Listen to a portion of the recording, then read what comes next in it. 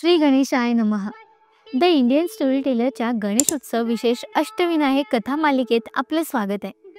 अष्टविनायकातील तृतीय गणपती म्हणजेच आपल्या अहमदनगर जिल्ह्यातील सिद्धटेक येथील श्री सिद्धिविनायक या गणपती बाप्पांचं महत्त्व असं की साक्षात श्री विष्णूंना या बाप्पांची मदत घ्यावी लागली होती.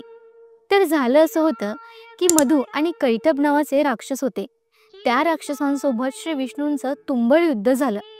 अनेक वर्ष हे युद्ध सुरू राहूनही या युद्धाचा निर्णय काही लागत नव्हता. ना दैत्य वधले जात होते, ना श्री विष्णू पराभूत होत होते.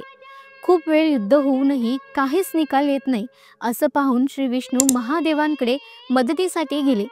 महादेवांनी त्यांना श्री गणेशाची आराधना करायला सांगितली.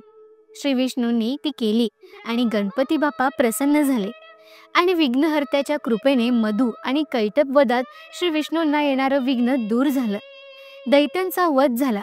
जिथे या दैत्यांचा वध झाला, जिथे बाप्पा प्रसन्न झाले, ती जागा म्हणजेच सिद्धटेक. भक्तांचा उद्धार करण्यासाठी गणपती बाप्पा श्री सिद्धिविनायक रूपात आणि श्री विष्णूही आपल्या विविध रूपात इथेच स्थापित झाले. तुम्ही या मंदिराला भेट दिली आहे का? काय होता तुमचा अनुभव आम्हाला कमेंट करून नक्की सांगा. आणि हो, ही रील शेअर करा. पुढच्या रीलमध्ये अष्टविनायकातील चौथ्या गणपतीची म्हणजेच रांजणगावच्या श्री महागणपतीची माहिती येईल. त्यामुळे पेजला नक्की फॉलो करा. श्री गणेशाय नमः.